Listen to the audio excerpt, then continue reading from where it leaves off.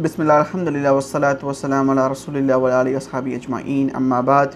Welcome to Ilmbytes, your short video tafsir of Surah Kahf. We are in ayah number 21. Let us recite the ayah. وَكَذَلِكَ أَعْثَرْنَا عَلَيْهِمْ لِيَعْلَمُوا أَنَّ وَعْدَ اللَّهِ حَقٌّ وَأَنَّ السَّاعَةَ لَا رَيْبَ فِيهَا إِذْ يَتَنَازَعُونَ بَيْنَهُمْ أَمْرَهُمْ فَقَالُوا ابْنُوا عَلَيْهِمْ بُنْيَانًا رَبُّهُمْ أَعْلَمُ بِهِمْ قال الذين غلبوا على أمرهم لنتخذن عليهم مسجدا.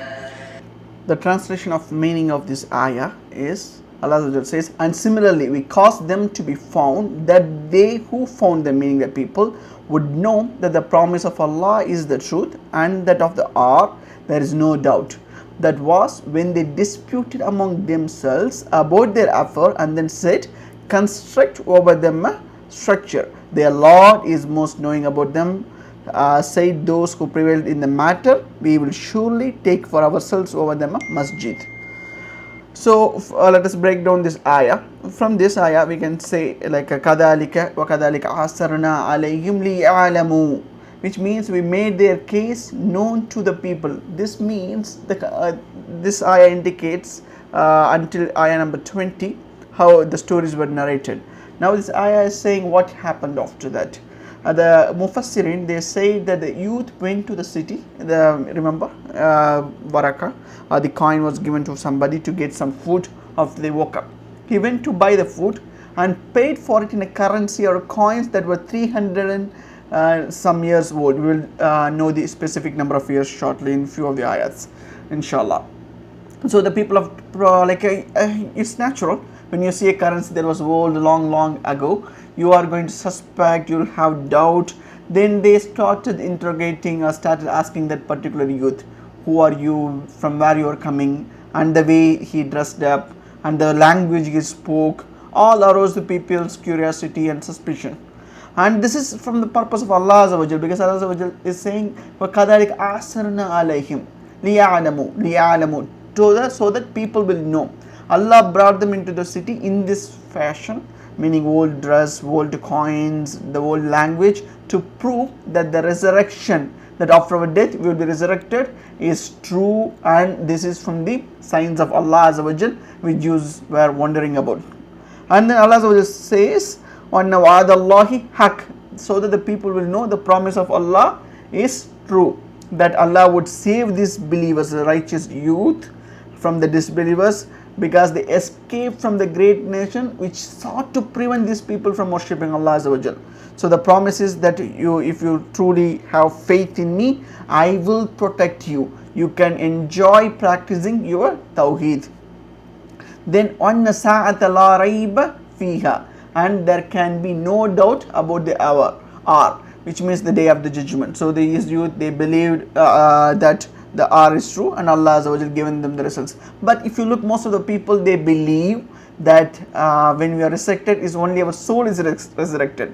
This ayah, this incident, this story is a proof that even the bodies will be resurrected. This story and story of Uzair alayhi salatu wasalam in Surah Baqarah all shows that even the soul and the body will be resurrected. Then after this incident, what happened? The people who won, they were disputing what they should do. They should construct a building over them, or somebody said no, we should construct a masjid over them and we should remember them. This is basically this youth came and then they went back into them, and after that Allah Azza wa Jal caused them to die. But this is something what happened outside the people of the cave. These people are discussing what they should do. But after the it's like a committee who are arguing, and the committee which won, they said we will build a masjid over these people as a remembrance. This is how the shirk will start. That's why Aisha radiallahuanhu, the Prophet's wife, beloved wife, she said that when Prophet was approached with death, he was wearing a cloak, putting the cloak over his face, and said, may Allah Azza wa Jal curse be on the Jews and the Christians, because they took the graves of their prophets as the places for worship. Subhanallah. This hadith in Sahih Bukhari. Even Aisha added, were it not for that, they would have made this grave, meaning the grave of the Prophet ﷺ, except that I fear it would be taken as a place of worship. So the root cause of the shirk at most of the times is the people may be righteous, like the people of the cave, and the people will build the graves over them, and some will come and then they initially start with the remembrance. We saw in the original story of origin of shirk, the people of Nuh, the people they took it for remembrance, and slowly their later generation forget and they started worshipping. This is the purpose of shaitan. That's why in Islam it's not allowed for us to pray in the place where there is a grave. We cannot stand in front of the graves and pray. May Allah Azza wa Jal make it easier for us. Let us see how this ayah can be put into our life. As we know, the summary of this ayah is the people of Allah Azza wa Jal made that resurrection is true, that the day of judgment is true, and then the people disputed, they took they built masjid over these people's kahf or the grave. As for how we can implement from this ayah, we can see that day of resurrection is true, and Allah demonstrated with a real life example of this youth. So if we believe in it, certainly let us prove it.